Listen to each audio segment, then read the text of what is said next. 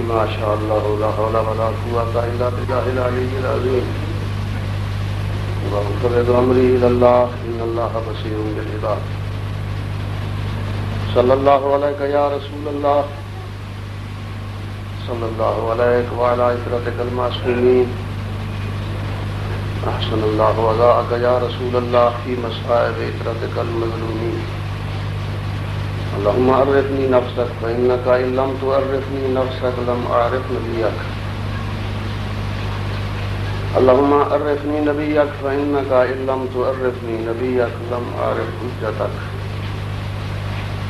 اللهم عرفني حجتك فإنك إن لم تعرفني حجتك ضللت عن دينك أعوذ بالله من الشيطان الرجيم بسم الله الرحمن الرحيم الحمد لله رب العالمين والعاقبة للمتقين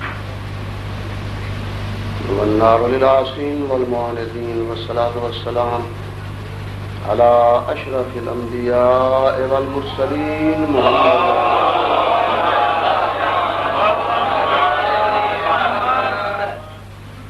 واللعنة الدائمة على أعدائهم ملعونين أجمعين من يوم عداوتهم إلى قيام يوم الدين أما بعد فقد قال الله سبحانه في كتابه المبين وخطابه المتين وهو أصدق القائلين بسم الله الرحمن الرحيم والضحى والليل إذا سجى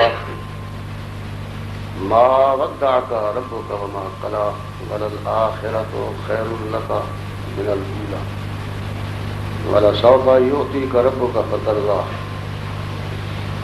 ألم يجدك يتيما فآوى ووجدك ضالا فهدى ووجدك عائلا فأغنى فأما اليتيم فلا تقهر وأما السائل فلا تنهر وَأَمَّا بِنِعْمَةِ رَبِّكَ فَحَدِّثْ صَلَوَاتِ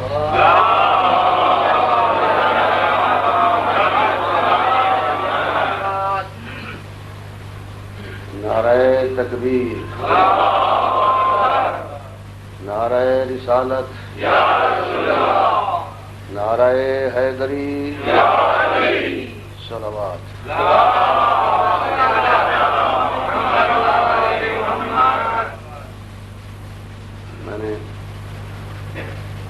قرآن مجید کی ایک آیت نہیں ایک پورا سورہ آپ حضرات کے گوش گزار کیا ہے.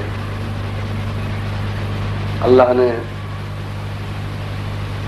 قرآن مجید میں ایک حلفیہ بیان سے ایک بات کو شروع کیا ہے. فرمایا الضحیٰ مجھے دن کی روشنی کی قسم.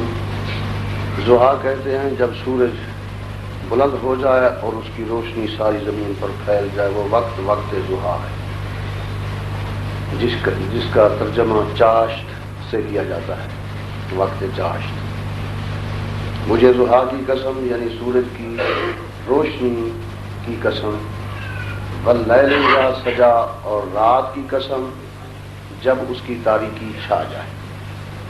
یعنی اس کا معنی یہ ہوا کہ مجھے دن کی قسم مجھے رات کی قسم سفیدی کی قسم سیاہ کی قسم یا نور کی قسم ظلمت کی قسم.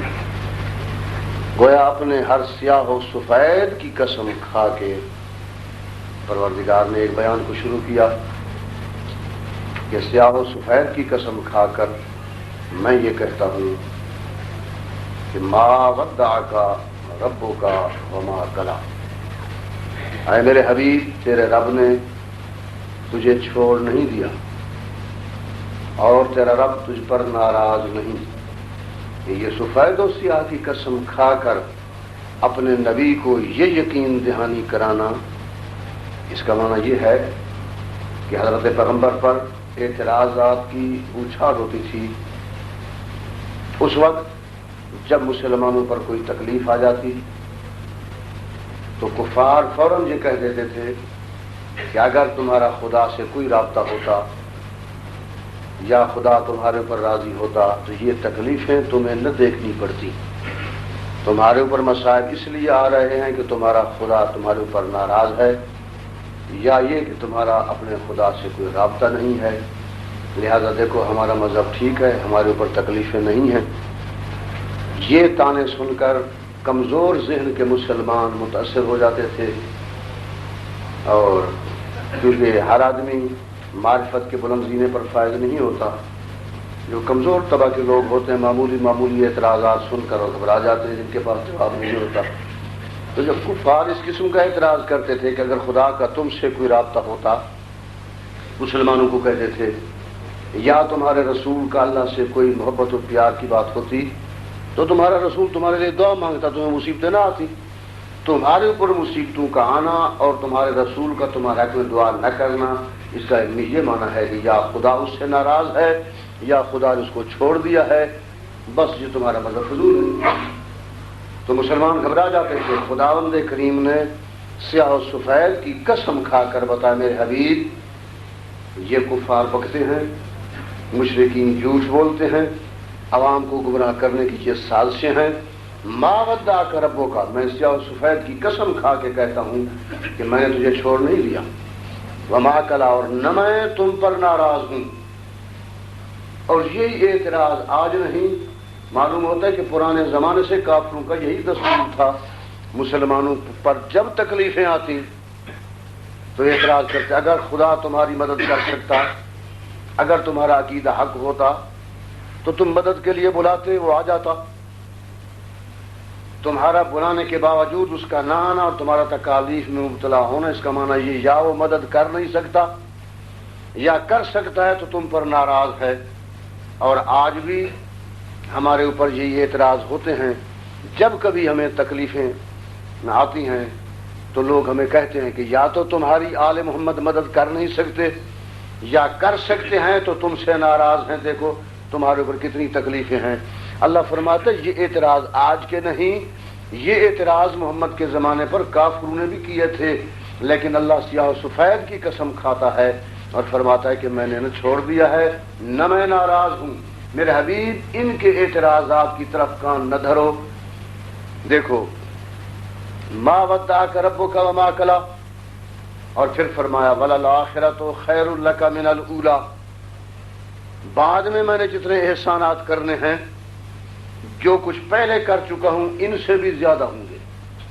میں نے پہلے بھی بہت کچھ تمہیں دیا ہے اور بعد میں بھی بہت کچھ تمہیں دینا ہے.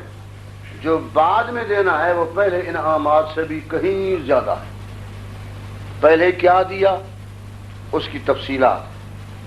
الم یجدک یتیما فآوی، کیا آپ یتیم نہ تھے اور میں نے تجھے تربیت کی، تیری تربیت کی، تجھے پناہ دی. ووجدک ضالا فہدی، تو راہ ہدایت میں حیران و ششدر و پریشان تھا، میں نے تیری پریشانیاں دور کر دی.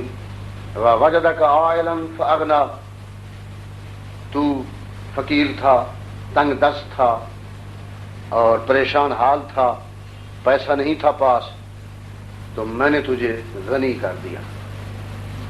گویا اہم دو نعمتیں سرکار رسالت پر اللہ نے یہاں جتلائیں کہ جو کچھ میں سابق میں تجھے دے چکا ہوں، ایک یہ ہے کہ تو یتیم تھا اور میں نے تجھے پالا، اور ایک تو غریب تھا اور میں نے تجھے دولت دی. اور تمام مفسرین اس بات پر متفق ہیں کہ یتیمی کی صورت میں پالنے والا ابو طالب ہے اور غربت کی صورت میں دولت دے کر غنی کرنے والی خدیجہ ہے.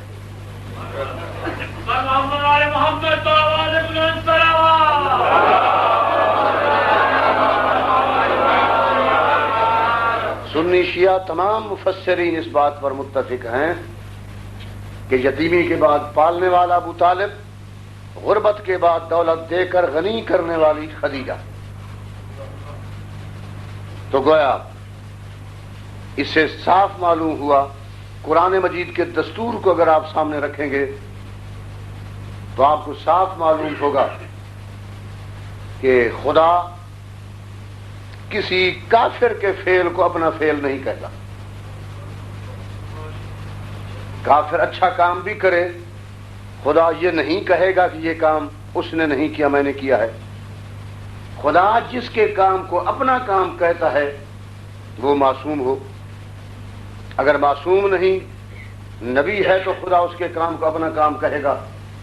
عیسیٰ علیہ السلام نے تو اپنی طرف سے مبلغ بھیجے، سورہ یاسین میں ہے، تو اللہ فرماتا ہے اذ ارسلنا الیہم اثنین، جبکہ ہم نے وہ 2 مبلغ بھیجے تھے. یعنی اللہ نے یہ نہیں فرمایا کہ عیسیٰ نے بھیجے تھے، بھیجے عیسیٰ نے تھے، لیکن نبی کے فعل کو اللہ نے اپنا فعل بتایا کہ ہم نے بھیجے تھے. پھر عیسیٰ نے تیسرا بھیجا تو وہ بھی اللہ نے فرمایا فعززناہم بثالث، ہم نے تیسرا بھی بھیج دیا. نبی کے فعل کو اللہ اپنا فعل کہتا ہے. محمد مصطفیٰ نے سنگریزے مارے، اللہ نے اپنا فعل قرار دیا، ما رمیتا اذ رمیتا ولکن اللہ رما، یہ تو نے نہیں مارے، یہ میں نے مارے ہیں. پیغمبر نے ان کے ہاتھ پر ہاتھ رکھا جس دن بیعت ہوئی تھی، اللہ فرماتا ہے تیرا ہاتھ نہیں تھا، ید اللہ فوق ایدیہم، یہ تیرا ہاتھ نہیں تھا، میرا ہاتھ تھا. محمد مصطفیٰ نے کوئی بات کی تو اللہ نے قسم کھا کے کہا کہ ما ینطق عن الہویٰ ان هو الا وحی یوحیٰ، یہ تو نہیں بول رہا، یہ میں بولتا ہوں. گویا نبی کے فعل کو، معصوم کے فعل کو تو اللہ اپنا فعل کہتا ہے. کافر اچھا فعل بھی کرے، اللہ یہ نہیں کہتا کہ یہ میں نے کیا ہے.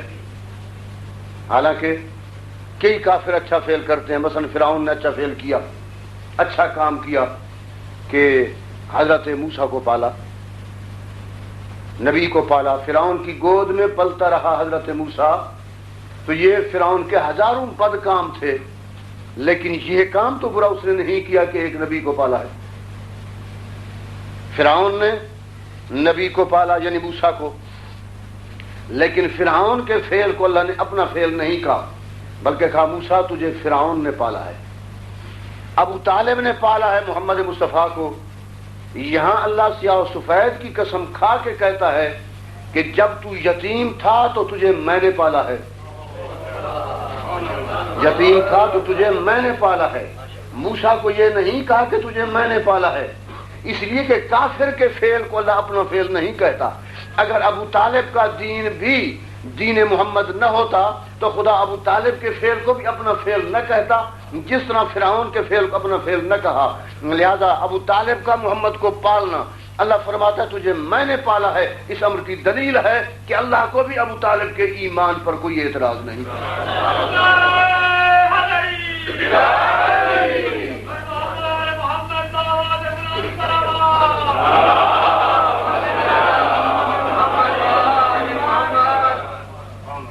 ویسے میری باتیں سبق آموز ہوتی ہیں ان لوگوں کے لیے جو دلائل کو سننے کے عادی ہیں. تو اللہ نے قسم کھا کر کہا، ایک شے کی نہیں، 2 شے کی نہیں. حالانکہ قسمیں اللہ کی محدود ہیں، کہیں چاند کی قسم، کہیں سورج کی قسم، ستارے کی قسم، رات کی قسم، دن کی قسم. اس مقام پر پروردگار نے کسی شے کو مخصوص نہیں کیا. فرمایا مجھے ہر سیاہ و سفید کی قسم، نور و ظلمت کی قسم، سیاہ و سفید کی قسم کہ الم یجد کا یتیما فآویٰ، میری اس احسان کو یاد رکھ، کیا تو یتیم نہیں تھا، میں نے تجھے پالا ہے.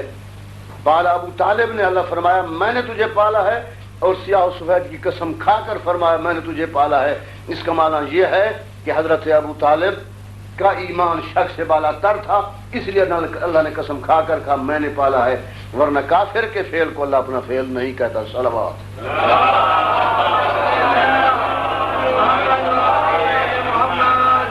اب دوسرا احسان جو پروردگار نے جتلایا، الم یجد کا یتیما فآویٰ ووجدک ضالا فہدیٰ ووجدک عائلا فاغنیٰ، تو غریب تھا اور میں نے تجھے دولت دے کر غنی کر دیا. دولت دے کر غنی کرنے والی جناب خدیجہ طاہرہ ہے. اب یہاں یہ سوال پیدا ہو سکتا ہے کہ پیغمبر پر پروردگار سیاہ و سفید کی قسم کھا کر جو تو نے 2 احسان جتلائے ہیں اپنے حبیب کو، ان 2 احسانات کے جتلانے کا فائدہ کیا ہے؟ حضور کو احسان وہ جتلانا چاہیے جو حضور کے لیے مخصوص ہو. یہ دو احسان تو تیرے ہر آدمی کے لیے ہیں. ہر یتیم کو تو پالتا ہے اور ہر غریب کو تو غنی کرتا ہے. جتنے غریبوں کو دولت ملتی ہے دینے والا تو ہے، جتنے یتیم پل جاتے ہیں پالنے والا تو ہے. اس لیے کہ خواہ چچے کے دل میں رحم ڈال دے یا ماموں کے دل میں رحم ڈال دے یا بڑے بھائیوں کے یا خاندان کے دل میں رحم ڈال دے، اصل پالنے والا تو ہے. ہر یتیم آدم سے آج تک پلتا رہا تیری مہربانی سے. ہر غریب اگر دولت مند ہوتا رہا تو تیری مہربانی سے. یہ احسان تیرا محمد کے لیے مخصوص تو نہیں ہے کہ تو یتیم تھا میں نے تجھے پالا اور تو غریب تھا اور میں نے تجھے دولت مند کر دیا. یہ احسان حضور سے مخصوص نہیں. کافروں کے بچے بھی پل جاتے ہیں، وہ بھی غریب سے امیر ہو جاتے ہیں، مومنوں کے بھی ہو جاتے ہیں. تیرا اپنی مہربانی اور رحمانیت کا تقاضا یہ ہے کہ تو جب خالق ہے تو نے ہر ایک کو پالنا بھی ہے، رزق بھی دینا ہے. لہذا یہ دو احسان اپنے حبیب کو جتلانے کا سیاہ و سفید کی قسم کھا کر، اس کا کیا معنی؟ البتہ احسان جتلانا تھا تو یہ کہ میں نے تجھے رحمت للعالمین بنایا، میں نے تجھے سید الانبیاء بنایا، میں نے تجھے قرآن جیسی کتاب عطا کی، میں نے تجھے صاحب معجزہ قرار دیا، میں نے تجھے معراج پر بلایا، میں نے تجھے شافی محشر بنایا، میں نے تجھے علی جیسا وزیر دیا. یہ مقامات وہ ہیں جو محمد مصطفیٰ کے لیے مخصوص انعامات ہیں پروردگار کے. ان انعامات کو ذکر نہیں کیا، اس احسان کو جتلایا جو ہر آدمی پر کرتا ہے. تو یتیم تھا میں نے پالا، تو غریب تھا میں نے دولت مند کیا. اس کا کیا معنی؟ تو غالباً کلام حکیم حکمت سے خالی نہیں ہوا کرتی. اللہ کو معلوم ہے کہ جتنے خصوصی انعامات ہیں محمد مصطفیٰ پر، محمد کی امت کو وہ نہ بھولیں گے.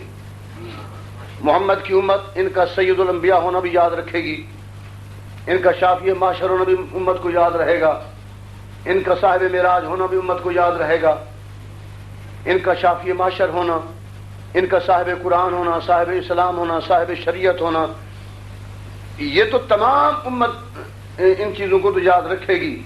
میں سیاہ سفید کی قسم کھا کر محمد پر ان احسانات کا تذکرہ کر رہا ہوں آپ سے جن کو امت بھول جائے گی. اور قرآن مجید پر نظر غیر سے مطالعہ کرنے والے ہر مسلمان کو اپنی قسموں سے یقین دہانی کرتا ہوں کہ اگر باقی احسانات میرے یاد ہیں تو محمد کے ان دو محسنوں کو بھی نہ بھولنا، نہ ابو طالب کا احسان فراموش کرنا، نہ خدیجہ کا احسان بھلا دینا.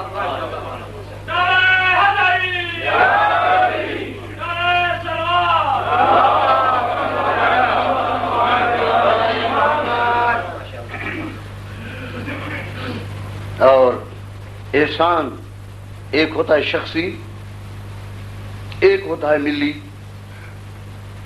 شخصی احسان، آپ مجھے ایک وقت کی روٹی دے دیں یا میرے کپڑے پوسیدہ ہیں آپ مجھے کپڑے خرید کر دے دیں، یہ شخصی احسان ہے. اس کا تعلق خود میری ذات سے. اور ایک ہے مشن کا احسان کہ مثلا میں جو ایک دینی ادارہ بنا رہا ہوں، مثال کے طور پر مسجد بنا رہا ہوں، امام کوٹ بنا رہا ہوں، مدرسہ بنا رہا ہوں، اس میں آپ کا ایک پیسہ دینا یہ میرے اوپر احسان نہیں، میری ذات پر احسان نہیں، یہ ایک ملت پر احسان، ایک مشن پر احسان ہے کہ جب تک یہ مشن چلتا رہے گا آپ کا وہ پیسہ صدقہ جاریہ کی حیثیت سے کام کرتا رہے گا. یہ ہے مشن پر احسان. ذات پر جو احسان ہے وہ محدود ہے، جو مشن پر احسان ہے وہ لامحدود ہے. جب تک مشن رہے گا چلتا رہے گا. ابو طالب اور خدیجہ کا احسان ذات محمد تک محدود نہیں، یہ دونوں مشن کے موسم ہیں. اور جب تک مشن اسلام رہے گا نہ ابو طالب کی خدمات کا تذکرہ ختم ہوگا اور نہ خدیجہ کے احسان ختم ہوں گے، اس لیے کہ ان کا احسان ذات محمد پر نہ تھا، مشن پر تھا. ذات محمد پر کیسے نہ تھا؟ اس لیے کہ قرآن مجید محمد مصطفیٰ کی ذاتی ہسٹری نہیں. قرآن مجید یہ ایک مشن کا دستور العمل ہے. اگر یہ محمد کے ذاتی محسن ہوتے تو مشن والی کتاب میں ان کا تذکرہ قسم سے نہ ذکر کیا جاتا. مشن کی کتاب میں حلفیہ کہنا کہ یہ محسن ہے، اس کا معنی یہ ہے کہ یہ مشن کے محسن تھے، نہ کہ صرف ذات تک. اور اس کے ساتھ ساتھ میں تفصیل اس کی یوں عرض کروں تاکہ ہر ذہن تک میری بات پہنچ جائے. مشن پر ان کا احسان کیسے ہے؟ مشن اسلام پر وہ درمیان والی آیت کی تفسیر بھی کھل جائے گی اسی سے. مشن تھا مشن اسلام. اب کوئی آدمی مشن لے کر آگے بڑھے، تحریک لے کر آگے بڑھے، تو اس کی تحریک کی مثال کے طور پر کوئی سیاسی تحریک سمجھ لیجئے. جب تحریک اٹھانے والا تحریک اٹھاتا ہے تو اس کو ضرورت ہے عوام سے رابطہ پیدا کرنے کی، اس سے ضرورت ہے خواص سے ربط قائم کرنے کی، یعنی عمراء کو بھی اپنے قبضہ میں لے اور غرباء طبقہ کو بھی اپنے قبضہ میں لے، تب اس کا مشن یا اس کی سیاست یا اس کی لیڈری چمکے گی. جب تک امیر ساتھ نہ دے تو بھی کامیاب نہیں، غریب ساتھ نہ دے تو بھی کامیاب نہیں. اور امیر اور غریب کا ذہن آپس میں ان کا جوڑ نہیں. یہ نہیں ہو سکتا کہ جہاں جس تحریک میں غریب شامل ہوں امیر ان کی تائید کریں، یا عمراء کی تحریک کی غریب تائید کریں. ان کا ذہن متصادم ہے، ایک دوسرے سے لڑتا ہے. غریب کا ذہن یہ ہے، غریب کا، کہ خدا مجھے اس طرح دولت دے جس امیر کے پاس ہے تاکہ میں اس کا دست نگر نہ رہوں، ایک جیسے ہو جائیں. یا یہ کہ اس سے خدا دولت لے لے تاکہ وہ مجھ جیسا ہو جائے، تاکہ میری غربت کا اسے احساس ہو. یہ ہے غریب کا ذہن. اور امیر کا ذہن کیا ہے؟ امیر کا ذہن یہ ہے کہ میری دولت بڑھتی رہے اور غریب کی غربت میں اضافہ ہوتا رہے، اس لیے کہ جتنا غریب رہے گا اتنا ہی میرے جوتے صاف کرے گا. اگر امیر بن جائے گا تو میرے جوتے کون صاف کرے گا؟ لہذا ان دونوں کے ذہن میں تضاد ہے. لہذا جس تحریک میں امیر اور غریب دونوں شریک ہوں، اس لیے تحریک چلانے والے کو بہت بڑا فرار کرنا چاہیے تاکہ اس کو بھی مطمئن کرے اور اس کو بھی مطمئن کرے، ان کے ذہنوں کو آپس میں جوڑ دے. امیر کو چاہیے کرسی، غریب کو چاہیے روٹی. اب ایسا لیڈر کھڑا ہو جو ہر امیر سے کرسی کا وعدہ کرے اور ہر غریب سے روٹی کا وعدہ کرے. ہر غریب کو روٹی کون دے سکتا ہے سوائے اللہ کے؟ اور ہر امیر کو کرسی کون دے سکتا ہے؟ امیر ہیں بہت، کرسیاں تھوڑی. اس لیے دونوں سے فراڈ کرنا پڑتا ہے. ان کو مطمئن کرے جھوٹ بول کر تجھے وزارت دوں گا، امارت دوں گا، سفارت دوں گا، یا اتنے کارخانے دوں گا، یا فلاں پرمٹ دوں گا، تاکہ امیر یہ سمجھے کہ میری کرسی محفوظ رہے گی. اور غریب سے وعدہ کرے تمہیں روٹی دوں گا، کپڑا دوں گا، مکان دوں گا، جس طرح آتے ہیں.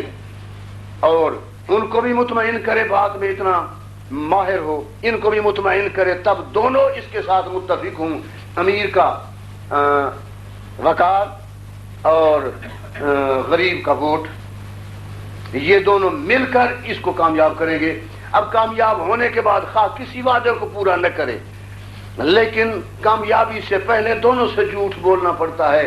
ہر ایک کو کرسی دینا امیر کو، اور ہر غریب کو روٹی دینا. اب محمد مصطفیٰ نے مشن اسلام کو کھڑا کیا، قولوا لا الہ الا اللہ، دین اسلام قبول کرو. اب اس مشن کے امیر بھی دشمن تھے، غریب بھی دشمن تھے. مکے کے سارے فرعون وقت اس کے مشن کے دشمن تھے، اس لیے کہ ان کی کرسی خطرے میں تھی. اور غریب سارے دشمن تھے کہ ان کی روٹی خطرے میں تھی. وہ سمجھتے تھے کہ اگر امیر ہم سے ناراض ہو گئے روٹی کہاں سے کھائیں گے، اور امیروں کو خطرہ تھا اگر ہم نے محمد کا کلمہ پڑھ لیا تو ہمیں کرسی کہاں ملے گی. لہذا امیر کرسی کے ڈر سے محمد کے دشمن تھے، غریب روٹی کے خطرے میں محمد کے دشمن تھے. اللہ نے سیاہ و سفید کی قسم کھا کر محمد کو اطمینان دلا. میرا حبیب، یہ میں حلفیہ بیان کرتا ہوں کہ پروردگار نے تجھے چھوڑا نہیں ہے. ایک طرف تجھے ابو طالب کے بازو دیتا ہوں تاکہ ان کے بازو کے زور پر امیروں کو کلمہ پڑھاؤ، ایک طرف خدیجہ کی دولت تیرے سپرد کرتا ہوں تاکہ غریبوں کو روٹی بھی دو اور اسلام بھی دو.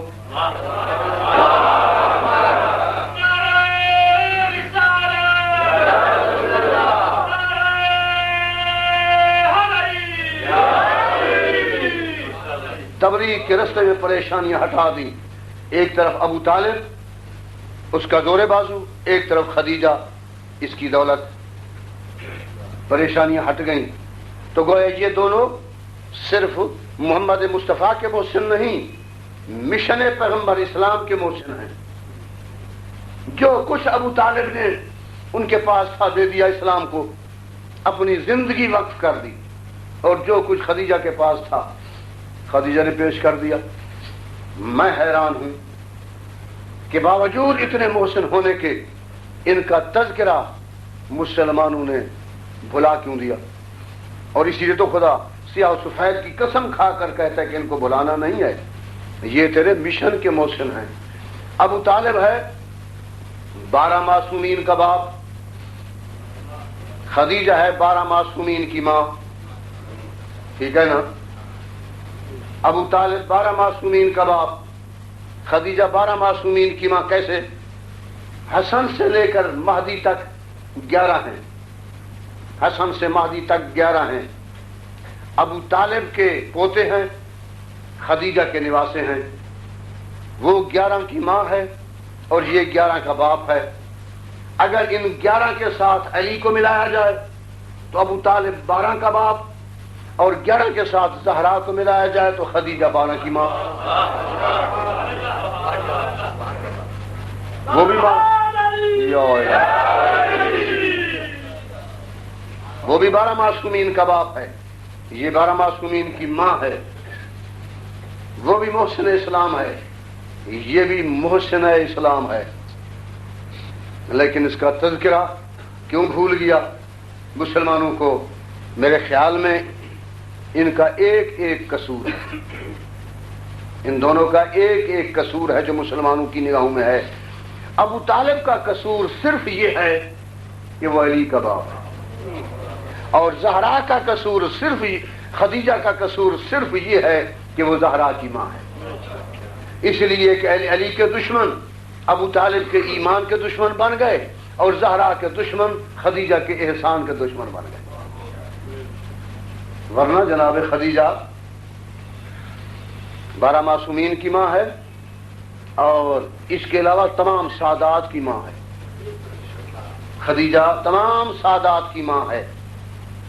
جو زہرا کو اماں کہہ سکتے ہیں وہ خدیجہ کو بھی اماں کہہ سکتے ہیں، اس لیے کہ وہ زہرا کی اماں ہے. ٹھیک ہے نا؟ سید جتنے ہیں تو پوری دنیا میں وہ سارے خدیجہ کے بیٹے ہیں، چھوٹے بڑے، عورتیں مرد، عالم جاہل، جتنے بھی سادات ہیں وہ خدیجہ کے بیٹے ہیں. کتنے ہوں گے؟ ایک ہی زمانے میں کروڑوں کی تعداد میں ہوں گے. اور 1400 سال کی تاریخ کا اگر مردم شماری ہمارے پاس ہو تو اربوں تک تعداد ہو جائے گی صرف خدیجہ کی نسل کی. صرف خدیجہ کی نسل جتنے اس دنیا میں آئے اور چلے گئے اربوں کی تعداد ہو جائے گی. گویا خدیجہ ہے اربوں کی ماں اور حقیقی ماں، کروڑ ہا نسل کی ماں اور حقیقی ماں، اعزازی ماں نہیں ہے. اب کتنی ہے تاریخ کی ستم ظریفی. جو کروڑوں نسل کی حقیقی ماں ہے اس کو تو سر منبر ام المومنین کہنا پسند نہیں، اور جو بیچاری کسی کی ماں نہیں ہے وہ ام المومنین ہے.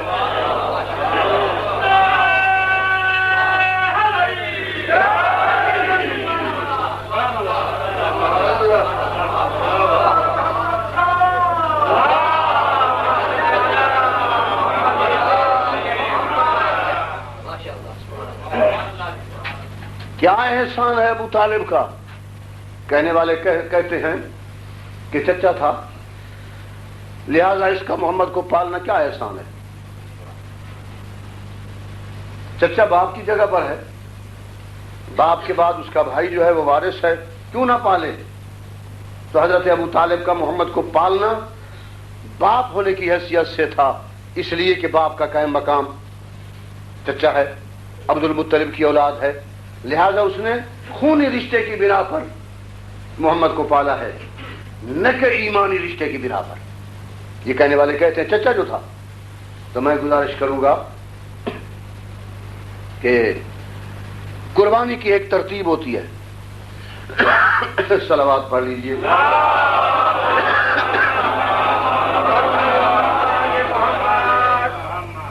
قربانی کی ایک ترتیب ہوتی ہے. کم قیمت کو بیش قیمت پر قربان کیا جاتا ہے. سستی شے کو مہنگی شے پر قربان کیا جاتا ہے. جس کی قیمت تھوڑی ہے قربان ہو جائے، بڑی قیمت والی بچ جائے. مثلا اگر 100 روپیہ بچانے کے لیے 5 روپے خرچ کرنے پڑتے ہیں تو 5 کا قربان کرنا آسان ہے تاکہ 100 بچا لے. پھر 100 کا قربان کرنا آسان ہے تاکہ 1000 بچ جائے. پھر 1000 کا قربان کرنا آسان ہے تاکہ 1,00,000 بچ جائے. کم قیمت کو قربان کیا جاتا ہے بڑی قیمت پر. بیٹا بیمار ہے تو ہم اس کے صدقہ میں بکرا ذبح کر دیتے ہیں، اس لیے کہ بکرا ذبح ہو جائے اور اس صدقہ میں خداوند کریم میرے بیٹے کو شفا دے دے. کم قیمت کو ہمیشہ قربان کیا جاتا ہے بڑی قیمت پر. یہ ہے نا دستور قربانی. اب اس حضرت ابو طالب کے فعل کا جائزہ لیں. حضرت ابو طالب نے حضرت محمد مصطفیٰ کو کیا سمجھا اور کیا سمجھ کر پالا. محمد مصطفیٰ کی خاطر مکے کو چھوڑ دیا، شیب ابی طالب میں آ کر رہائش اختیار کر لی 3 سال متواتر. کیا کیا چھوڑا ابو طالب نے محمد کی خاطر؟ قوم کو چھوڑا، شہر کو چھوڑا، گھر کو چھوڑا، تجارت کو چھوڑا، اور کلید بردار تھے بیت اللہ کے، بیت اللہ کو چھوڑا. محمد کو نہیں چھوڑا. کیوں؟ اس لیے کہ محمد کی ذات اس ہر شے سے قیمتی تھی. ابو طالب کے نزدیک محمد ہر شے سے قیمتی تھا. اس کے مقابلے میں قوم، قبیلہ، خاندان، شہر، کعبہ، گھر، تجارت، ابو طالب کی نگاہوں میں ان چیزوں کی قیمت نہیں تھی. محمد قیمتی تھے. اگر محمد نہ رہے تو کعبہ کس کام کا، مکہ کس کام کا، قوم کس کام کی. گویا قوم کو اور ہر شے کو قربان کر دیا محمد کے وجود پر. یہ تو ٹھیک ہے، کم قیمت قربان ہو گئی تاکہ محمد بچ جائے. 3 سال شیب ابی طالب میں رہے، ہر شے کو قربان کر کے بیٹھ گئے. اب قریش مکہ نے سوچا کہ ابو طالب ہمارا ایک قیمتی انسان ہے، تھوڑی سی بات پر ناراض ہو کر وہ چلے گئے ہم سے. تمام قریشیوں کے نزدیک، عربوں کے نزدیک ہماری توہین ہوتی ہے کہ دیکھو کتنے نالائق ہیں مکے کے قریشی، جنہوں نے ابو طالب جیسے آدمی کو ایک تھوڑی سی بات پر ناراض کر کے گھر سے نکال دیا. یہ توہین تھی اہل مکہ کی، ایک قیمتی آدمی چلا گیا. تو وفد بن کر قریشیوں کا شیب ابی طالب میں پہنچا سودا بازی کے لیے، جو عام طور پر سیاست میں ہوا کرتی ہے. کچھ لو کچھ دو کے بنا پر حزب اختلاف سے یہی باتیں ہوتی ہیں، کچھ لو کچھ دو، کچھ مانو کچھ منواؤ. قریشی آ گئے حضرت ابو طالب کے بعد مصالحت کے لیے کہ ابو طالب ہم صلح کرنے کے لیے آئے ہیں، کچھ لو کچھ دو. ہمارے پاس نواب مکہ مغیرہ ابن شعبہ، اس کا بیٹا ہے ولید ابن مغیرہ کا بیٹا ہے عمارہ ابن ولید، جو خالد ابن ولید کا بڑا بھائی تھا. عمارہ ابن ولید حسین و جمیل شہزادہ ہے، نواب زادہ ہے، رئیس زادہ ہے. ہمارے ساتھ سودا کر لو، یہ ہمارا نواب زادہ عمارہ تم لے لو اور محمد ہمیں دے دو، ہمارا جھگڑا ختم. آپ نے فرمایا کتنے احمق ہو تم کہ تمہارا بیٹا پالنے کے لیے لوں اور اپنا بیٹا ذبح کرنے کے لیے دوں. انہوں نے کہا اچھا یہ ہمارا منشور ناکام ہے تو دوسری بات سن لو، محمد جو چاہتا ہے ہم سے منوا لے. مکان چاہتا ہے تو مکان بنا دیں، شادی چاہتا ہے تو عرب کے جس قبیلے میں چاہیں شادی کروا دیں، پیسہ چاہتا ہے تو زر و دولت کا انبار لگا دیں، حکومت چاہتا ہے تو سر پر تاج شاہی رکھ دیں، جو منوانا ہے منوا لے، لیکن صرف ہمارے خداؤں کی توہین نہ کرے جن کو ہم پوجتے ہیں. حضرت ابو طالب نے رخ کیا، بیٹا سنا ہے یہ کیا کہہ رہے ہیں؟ حضرت نے فرمایا ان سے کہہ دیجئے چچا جان کہ دیکھو یہ تم مجھے دنیا، پیسے، زر، دولت کا لالچ کیوں دیتے ہو؟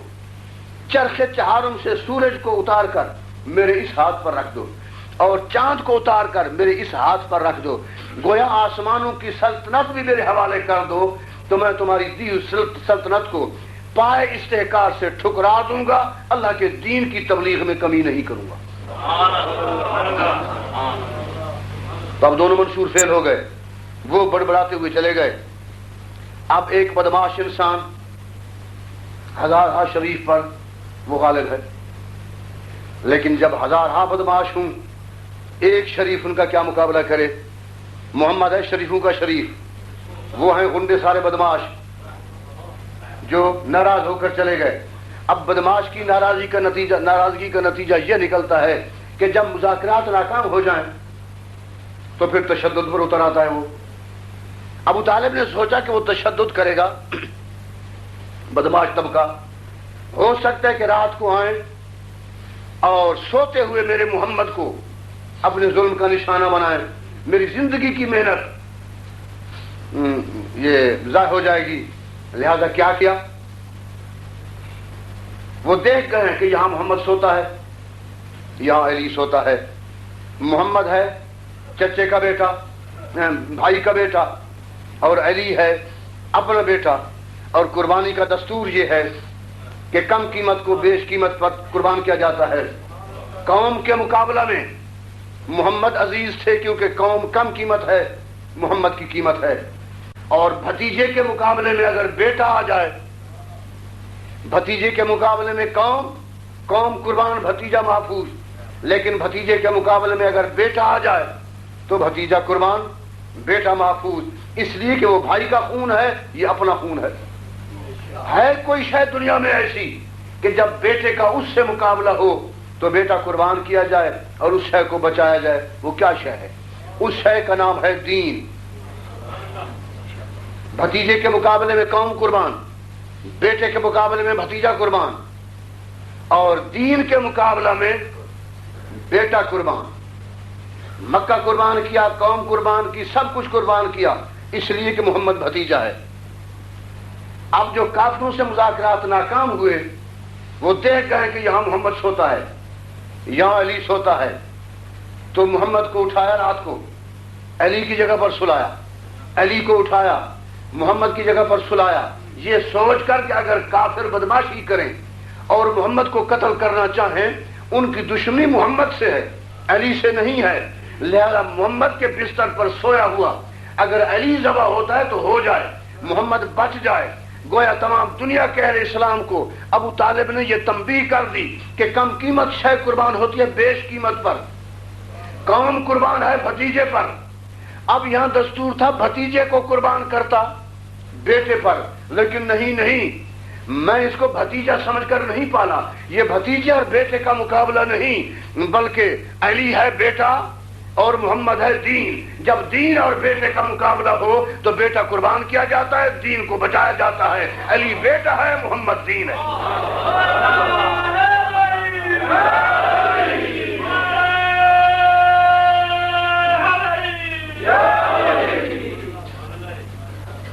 کتنا واضح فرق بتایا حضرت ابو طالب نے کہ اگر بھتیجا اور بیٹا ہوتا تو یقیناً بھتیجا قربان کرتا۔ یہ الگ بات ہے کہ ان کو جرأت نہ ہو سکی اور وہ رات کو شب خون مارنے کے لیے نہ آ سکے، یہ الگ بات ہے۔ علی بچ گیا، لیکن ابو طالب کی نیت میں فرق نہیں تھا، انہوں نے تو علی کو موت کے بستر پر سلا دیا تھا، اگر آئیں تو بے شک یہ ذبح ہو جائے، اس لیے کہ یہ بیٹا ہے، محمد دین ہے۔ اور یہ سنت جاریہ تھی جس پر حضرت ابو طالب عامل تھے، حضرت ابراہیم کی سنت۔ ابراہیم کو حکم ہوا کہ پیاری شے میرے رستے میں قربان کر دو، پیاری شے میرے رستے میں قربان کر دو، یہ حکم ہے دین، اللہ کا حکم ہے نا، ہے حکم ہے دین، اور پیاری شے ہے بیٹا، ٹھیک ہے، حکم اللہ کا دین اور پیاری شے ہے بیٹا۔ اب ابراہیم نے دیکھا کہ ایک طرف دین ہے یعنی اللہ کا آرڈر ہے، اور ایک طرف بیٹا ہے حضرت اسماعیل ہے، تو سوچا کہ دین اور بیٹے کا جب مقابلہ ہو تو بیٹے کو قربان کرنا آسان ہے، دین کو بچانا ضروری ہے۔ اس لیے ابراہیم نے جرأت کر کے اسماعیل کو چھری کے نیچے لٹا دیا۔ بیٹا جاتا ہے تو جائے، لیکن اللہ کے امر میں فرق نہ آئے، اللہ کا دین بچ جائے۔ یہ الگ بات ہے کہ اللہ نے بیٹا ذبح نہ ہونے دیا، جبریل نے دمبا نیچے سلا دیا، ابراہیم کی نیت میں فرق نہیں تھا۔ جس طرح وہاں ابراہیم کی نیت میں فرق نہیں تھا، بیٹے کو چھری کے نیچے سلا دیا، یہاں بھی ابو طالب کی نیت میں فرق نہیں تھا، علی کو بستر محمد پر لٹا دیا تاکہ آئے قتل ہونا ہے تو علی قتل ہو جائے، محمد بچ جائے۔ یہ سنت ابراہیمی تھی جس پر حضرت ابو طالب کار فرما تھے، اور خود حضرت پیغمبر نے بھی یہی میزان پیش کیا کہ دین اور بیٹے کا جب مقابلہ آ جائے تو دین بچایا جاتا ہے، بیٹا دیا جاتا ہے۔ تمام تاریخ اس بات کی شاہد ہے۔ ایک دن حضرت پیغمبر گھر میں بیٹھے ہیں، ایک زانو پر ہے ابراہیم حضور کا بیٹا جو ماریہ قبطیہ سے تھا، اور ایک زانو پر ہے حسین۔ حسین اور ابراہیم دونوں ہم سن تھے، حسین اور ابراہیم جو ماریہ قبطیہ سے حضرت پیغمبر کا بیٹا تھا ہم سن تھے۔ ایک زانو پر وہ بیٹھا تھا اور ایک زانو پر حسین بیٹھے تھے۔ کبھی پیغمبر اس سے پیار کرتے ہیں، کبھی اس سے پیار کرتے ہیں، کبھی بیٹے کو بوسہ دیتے ہیں، کبھی نواسے کو بوسہ دیتے ہیں۔ اب ان میں سے قریب کون ہے، بعید کون ہے؟ قریب ہے بیٹا، اپنا خون ہے، اور بعید ہے حسین کے بیٹی کا بیٹا ہے۔ لہذا قربانی کا طریقہ یہ ہے کہ بعید کو قربان کیا جائے، قریب کو بچایا جائے۔ یہ اپنی نسل ہے، اپنا خون ہے، اور وہ بالواسطہ بیٹا ہے، یہ بلا واسطہ ہے۔ طریقہ تو یہی ہے کہ بعید کو قربان کیا جائے قریب پر۔ اللہ کی طرف سے یہ پرچہ آ گیا امتحان کا۔ اللہ فرماتا ہے، جبریل آیا کہ تیرے ایک بیٹے پر ابراہیم ہے، ایک پر حسین ہے، تجھے دونوں پیارے ہیں، لیکن اللہ فرماتا ہے ان دونوں میں سے ایک ہمیں دو، ایک خود رکھو۔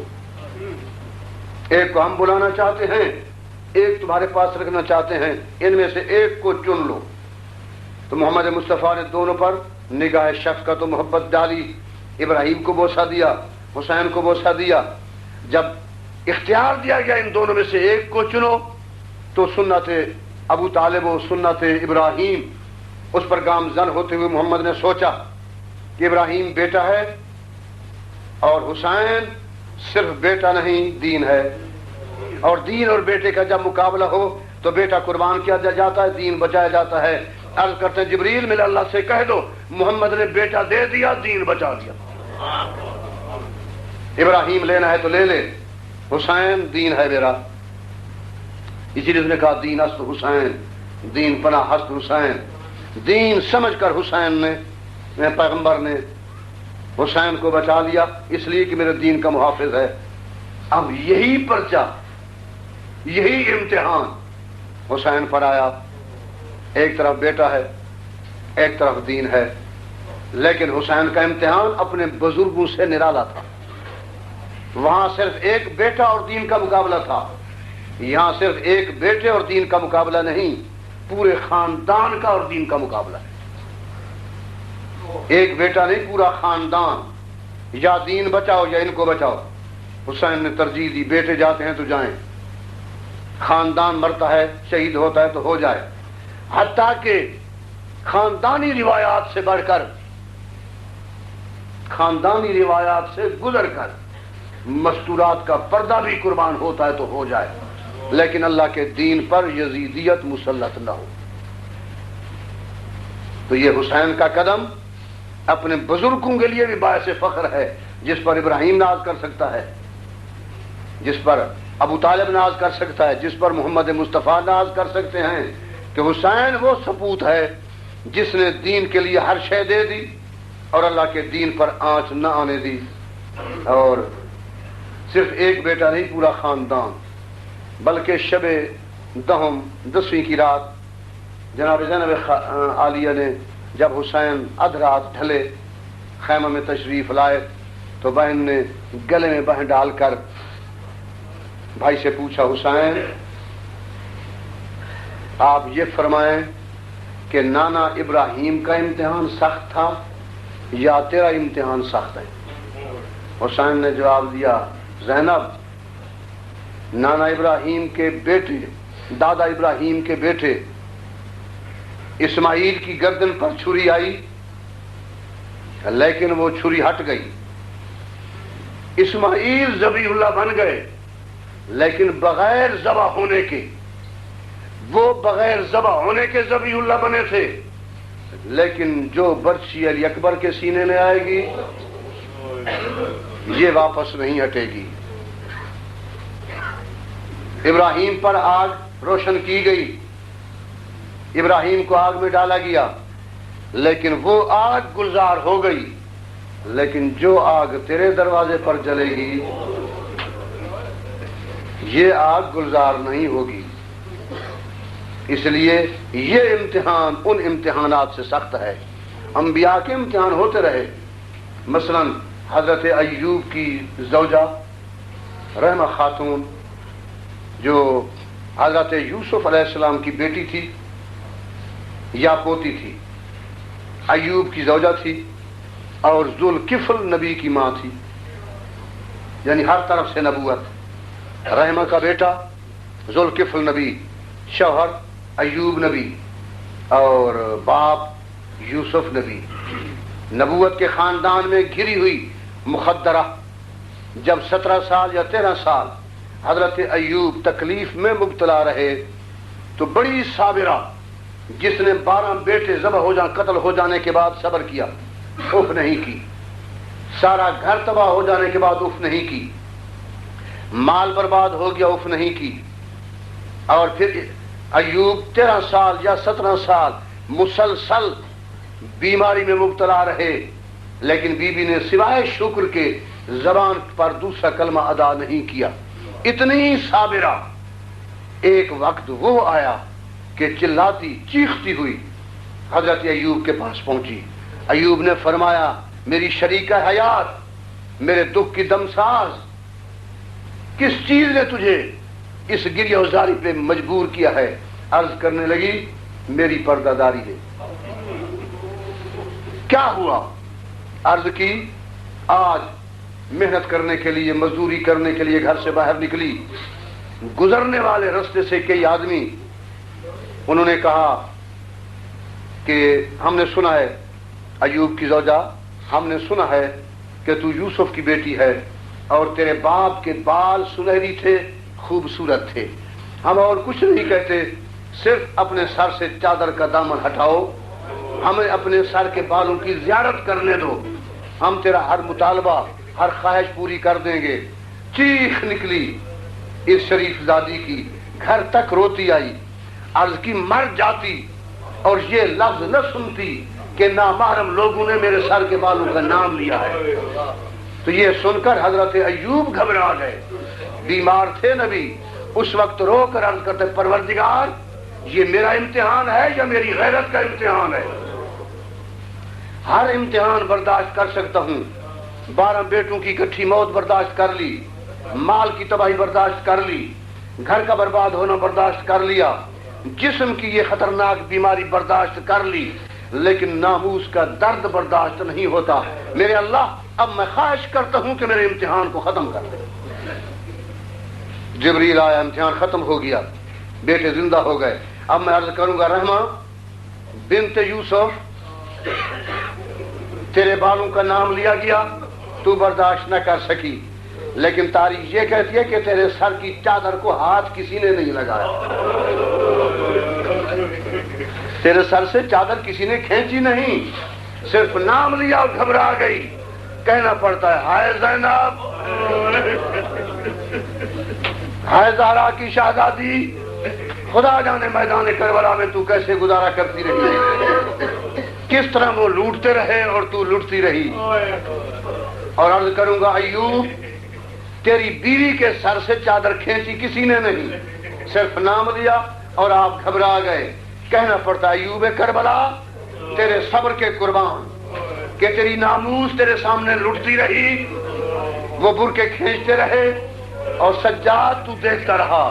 خدا جانے کتنا حوصلہ تھا ایک مصیبت رحمہ خاتون بنت یوسف نہ برداشت کر سکی، لیکن مصیبتیں پہاڑ بن کے آئیں اور بنت زہرا نے پا استحقار سے ٹھکرا کر ریزہ ریزہ کر کے دنیا پر واضح کر دیا کہ میں فاتح مصائب ہوں، مصائب مجھے فتح نہیں کر سکے۔ اور یہ وہ مصائب تھے جن کو سن کر مرد برداشت نہیں کر سکتے، جو زینب عالیہ پر گزرے مرد برداشت نہیں کر سکتے ان مصائب کو سن کر۔ چنانچہ جب وارد مدینہ ہوئی، بی بی جب وارد مدینہ ہوئی تو حضرت محمد حنفیہ بیمار تھے، دو غلاموں کے کندھوں پر ہاتھ رکھ کر اس آنے والے قافلے کو ملنے کے لیے آئے۔ تو حضرت سجاد اگرچہ بیمار تھے لیکن چچا کا استقبال کیا اور اٹھ کر اپنے چچا کو گلے سے لگایا۔ جب محمد حنفیہ نے دبانا چاہا، پیار کرنا چاہا تو سجاد گھبرا گئے، جسم کانپ گیا۔ حضرت محمد فرماتے بیٹا گھبرا کیوں گئے ہو؟ حضرت سجاد نے عرض کی چچا جان مجھے سخت ہاتھ نہ لگائیے، اس لیے کہ زندان شام گزار کر میری پسلیاں درد کرتی ہیں۔ محمد نے اتنا چچا تھا محمد حنفیہ، عرض کی بیٹا سجاد تم تنہا مجھے ملنے آئے ہو، چاہیے تھا میرا بھائی حسین مجھے ملنے آتا، اس لیے کہ میں نے سنا ہے کہ بنی ہاشم کے علی کی یہاں کوچ کرنے والی اولاد واپس آ گئی ہے، تو اکیلے تم مجھے ملنے کے لیے آئے ہو، کیا حسین نے مجھے نظر انداز کر دیا ملنے نہیں آئے؟ عرض کی جیتو کا یتیمن، چچا میں یتیم ہو کر آیا ہوں، میرا بابا مارا گیا ہے۔ عرض کی عباس چلے آتے، سجاد نے کہا عباس بھی دریا فرات پر ذبح ہو گئے۔ فرمایا علی اکبر، قاسم، اون، محمد، سجاد نے فرمایا سارے ذبح ہو گئے، کون بچے ہو؟ سجاد نے عرض کی ایک میں، ایک تیرا پوتا باقر، باقی سارے کربلا کی گرم زمین پر سو گئے۔ اس وقت حضرت محمد حنفیہ نے فرمایا جس طرح نقل کیا جاتا ہے کہ 51 محمل جہاں سے گئے تھے جب واپس پلٹے ہیں تو صرف 3 اونٹوں کی سواری، مختصر پردہ دار تھے، باقی سارے راہ شام میں کام آ گئے۔ تو حضرت محمد حنفیہ نے پوچھا بیٹے بیمار؟ جی آقا، یہی پردہ دار آپ کے ساتھ آئی ہے؟ ہاں چچا۔ فرمایا میں بار بار دیکھ رہا ہوں مجھے بہن زینب نظر نہیں آئی، کیا میری بہن زینب نہیں آئی؟ حضرت سجاد نے رو کر فرمایا چچا تم نہیں پہچان سکے؟ یہ جو سفید سر والی خاتون زمین پر ہاتھ ٹیک کر کربلا کی طرف منہ کر کے رو کے کہتی ہے میرے مسافر بھائی یہی تیری بہن زینب ہے۔ سگا بھائی تھا، زیادہ سے زیادہ سال کے بعد بہن کو پہچان نہ سکا۔ تو حضرت سجاد سے عرض کی اجازت ہو تو میں اپنی بہن سے مل لوں۔ یہ یہاں سے روانہ ہوئے، ادھر زینب خاتون ترس رہی تھی، فضا خدا کبھی وہ دن بھی میرے اوپر لائے گا کہ علی کے کسی بیٹے کی میں زیارت کر لوں گی، کوئی زندہ بھائی مجھے ملے گا، اس لیے کہ میرے بھائی تو کربلا میں سو گئے۔ جب محمد حنفیہ نے آنا چاہا تو فضا نے بی بی کے کندھے پہ ہاتھ رکھا، زینب تو تو کہتی تھی کوئی بھائی ملنے کے لیے آئے، تجھے مبارک ہو، آج تیرا بھائی علی کی اولاد میں سے ایک بھائی محمد حنفیہ تجھے ملنے آ رہا ہے۔ تو بھائی کی محبت نے جوش مارا دل میں اور فضا سے کہا مجھے اٹھاؤ، کھڑا کرو، میں بھائی کا استقبال کرنے کے لیے چند قدم چلتی ہوں۔ تو فضا نے اٹھایا اور بھائی کی طرف چند قدم اٹھائے، رستے میں بھائی کے گلے میں بہ ڈال کر زینب خاتون نے رونا شروع کر دیا اور محمد حنفیہ نے عرض کی زینب کیا تو زینب ہے؟ کیا تو وہی زینب ہے جو یہاں سے گئی تھی؟ کیا حسین کی بہن زینب تو ہے؟ عرض کی بھائی جان میں زینب ہوں، محمد حنفیہ نے فرمایا تو کہتی تھی کہ لا افارقو کا شبرن حسین، میں ایک بالشت تم سے جدا نہیں ہو سکتی، اب بھائی کہاں ہے؟ زینب خاتون نے فرمایا موت اپنے بس میں نہیں، بس مجبوری سے زندہ ہوں، بھائی سارے ذبح ہو گئے۔ محمد نے فرمایا بھائی کے بعد جب سارے بھائی ذبح ہو گئے تو پھر اتنے دن کہاں رہی؟ یہ اتنا زبردست سوال تھا۔ بھائی تو ذبح ہو گیا 10 محرم کو، اب اتنے دن آپ نے کہاں گزارے؟ اس وقت رو کر کہتی ہے میں نے جہاں گزارے ہیں تو بھائی ہے میں بہن ہوں، تو غیرت مند بھائی ہے میں غیور بہن ہوں، تو علی جیسے غیرت مند باپ کا بیٹا کیسے برداشت کرے گا؟ اس لیے مجھے معافی دیجئے، میں نہیں بیان کر سکتی کہ بھائیوں کے بعد میں نے کیا وقت گزارا۔ محمد نے کہا کچھ تو سناؤ۔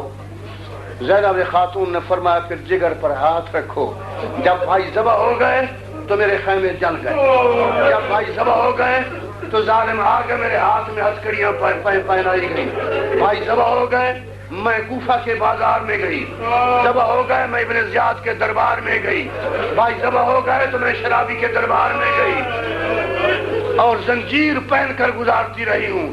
محمد حنفیہ غش کھا کر زمین پر گر پڑے تو زینب خاتون نے پھر اٹھایا۔ محمد حنفیہ نے عرض کی کچھ اور سنائیے، فرماتی ہیں بس اتنا کافی ہے، اتنا کافی ہے۔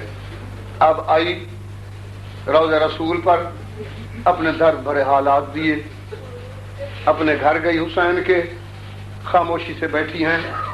ادھر عبداللہ نے خواہش کی کہ سجاد اپنی پھوپھی سے کہو کہ میری بیٹیاں بھی ترستی ہیں کہ ہم اماں کی زیارت کب کرے گی، کہ 2 بیٹیاں چھوڑ کر گئی تھی، بیٹیوں کی خواہش ہے کہ اماں گھر میں آئے۔ بیٹیاں ملنے کے لیے آئیں، انہوں نے کوشش کی کہ بی بی ہمارے ساتھ بولے، وہ بیٹیوں کے سر پر ہاتھ رکھ کر کہتی تھی ہائے حسین، ہائے حسین۔ بیٹیاں رو کر واپس چلی جاتی تھیں۔ انہوں نے بابا سے درخواست کی کہ اماں گھر آئے۔ جب زینب خاتون گھر گئی، عبداللہ باہر تھا، ایک دیوار کے سامنے بیٹھ گئی اور پیشانی دیوار سے مس کر لی اور دیوار کی طرف منہ کر کے نہیں دیکھنا چاہتی تھی کہ اون محمد کا بستر خالی کیسے دیکھوں، اون محمد جس گھر میں آباد تھے اس خالی گھر کو کیسے دیکھوں، بس میرے لیے یہیں بیٹھنا مناسب ہے۔ دیوار کی طرف منہ کر کے رونے لگ گئی۔ اتنے میں حضرت عبداللہ آ گئے۔ ہمارے بعض واعظ یہ بیان فرماتے ہیں، انہوں نے کسی کتاب میں دیکھا ہوگا، وہ کہتے ہیں کہ جب عبداللہ آئے تو خستہ حالت زینب خاتون کی دیکھ کر اپنی بیٹی سے کہنے لگے بیٹی جی ابا میں نے تمہیں کئی دفعہ کہا ہے کہ ماں کے چلے جانے کے بعد گھر کی زینب تم ہو، ماں کی قائم مقام تم ہو، اگر کوئی سوالی عورت گھر میں آئے اسے دیر تک نہ بٹھایا کرو۔ یہ کون سائل عورت ہے جو کافی دیر تک گھر میں بیٹھی ہے، کیا تم نے رخصت نہیں کیا؟ اجرکم اللہ۔ تو حضرت زینب عالیہ کی بڑی شہزادی نے منہ پیٹ لیا، عرض کرتی ہے بابا یہ سائل عورت نہیں ہے، یہ ہماری اماں زینب ہے،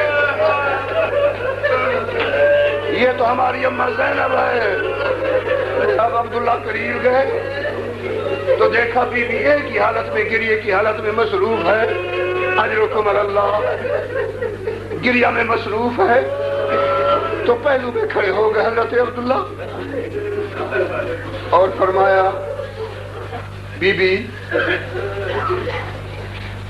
یہ زینب خاتون کا گھر ہے، میں جرات نہیں کر سکتا، آپ سے تعارف کرانے سے پہلے آپ خود بتائیں کون ہے۔ خدا گواہ ہے 1 سال گزرنے کے بعد اگر بہن بھائی سے ملے یا بیوی شوہر سے ملے، کوئی دنیا کا بھائی ایسا نہیں جو سال کے بعد پہچان نہ سکے، یا کوئی دنیا کا شوہر ایسا نہیں جو سال کے بعد پہچان نہ سکے۔ وہاں محمد نے نہیں پہچانا تھا، یہاں عبداللہ گھبرا گئے۔ بیوی نے فرمایا عبداللہ میں اجنبی نہیں، اس گھر کی مالک زینب میں ہوں۔ عبداللہ کہتا ہے زینب بنت علی تم ہو؟ عرض کیا ہاں زینب بنت علی میں ہوں۔ عبداللہ نے پوچھا کہ تو جب گئی تھی تو تیرے سر کے بال سیاہ تھے، اب میں دیکھ رہا ہوں تیرے سر کے بال سفید ہیں۔ زینب فرماتی ہیں 12 بھائی بیک وقت ریگستان کی گرم زمین پر تڑپتے چھوڑ آئی ہوں۔ عبداللہ کیا پوچھتا ہے میں نے کیا کیا وقت گزارا؟ جب زینب خاتون نے ہاتھ اٹھائے تو حضرت عبداللہ کی نگاہ پڑی ان سیاہ داغوں پر، عرض کی زینب یہ سیاہ داغ کیا ہے؟ پیٹ کر عرض کرنے لگی یہ ہتھکڑیوں کے داغ ہیں، بھائیوں کے گزرنے کے بعد 1 سال برابر زنجیر ہاتھ میں پہنے رہی ہوں۔ وَسَيَعْلَمُ الَّذِينَ ظَلَمُوا أَيَّ مُنقَلَبٍ يَنقَلِبُونَ۔ پروردگار عالم ہماری مجالس اعزاز کو منظور و مقبول فرما، بانی مجلس کی محنت کو قبول فرما، ہمارے قائم آل محمد کے ظہور میں تاجیل فرما، پروردگار مجاہدین اسلام کو فتح و نصرت عطا فرما، ہمارے علماء کو ہمارے سر پر ان کا سایہ قائم و دائم رکھ، بیماروں کو شفا یاب کر، مصیبت زدگان کی مصیبتیں دور کر، بے روزگاروں کی روزگار میں ترقی عطا فرما، پروردگار رزق حلال ہر مومن کو عطا فرما، جہاں جہاں مومن آباد ہیں باعزت اقبال آباد و شاد رکھ، ہمارے بے گناہ قیدیوں کو قید و بند سے آزاد فرما، ہمارے جوانوں کو عزم استقلال عطا فرما، ہمارے بچوں کی حسن تربیت کر، بے اولادوں کو صاحب اولاد کر، ہمارے جوانوں کو عزم صمیم عطا فرما، ہمارے ضعیفوں کو صبر و حوصلہ عطا فرما، ہماری مستورات کو شرم و عفت عطا فرما، ہمارے علماء کو اتفاق و اتحاد عطا فرما، ہمارے معاشرے کو صبر و ضبط عطا فرما، اور پروردگار ہماری قوم کو ملت جعفریہ پر گامزن ہونے کی صحیح توفیق عطا فرما۔ پروردگار حاجی عاشق حسین بیمار ہیں، پروردگار ان کو صحت کاملہ عطا فرما، باقی بھی جو مومنین بیمار ہیں یا ان کے گھروں میں بیماری ہے یا بچے بیمار ہیں، تمام بیماران مومنین کو شفا یاب فرما، اور جس جس مومن کے دل میں کوئی دعا ہے، خواہ ہمیں یاد ہے یہ یاد نہیں، تیری ذات دانا بینا ہے، ہر مومن کی دعا جانتا ہے، پروردگار تمام مومنین کو اپنی ہر حاجت سے ہمکنار کر، اور کوئی مومن بارگاہ حسینی سے خالی نہ پلٹے۔ اور میری یہ تقریباً آخری مجلس ہے اس امام باڑے میں اس وقت، اور کل میں انشاءاللہ ابو ظبی جاؤں گا، پھر 5 مجلسیں العین میں پڑھنی ہیں، اور پھر یہاں سے اگلے ہفتے انشاءاللہ چلا جاؤں گا پرواز سے۔ اور میں نے کل کی مجلس میں عرض کیا تھا کہ جو لوگ ہمارے درس کی امداد کے لیے بچ گئے ہیں یا کچھ دینا چاہتے ہیں تو یہ آخری چونکہ مجلس ہے، اس لیے مہربانی فرما کر جو آدمی جتنا دے سکتا ہے، آخری مجلس ہے، جنہوں نے نہیں دیا آج تک وہ دے دیں، اور ہماری کوئی مدرسے کی امداد ہو جائے، اور اس کے بعد خود اللہ نے اگر چاہا تو پھر کبھی آئیں گے۔ پروردگار عالم کوئی آدمی کھڑا ہو جائے اور درمیان سے اگر کسی نے دینا ہے تو دے دے، نہیں تو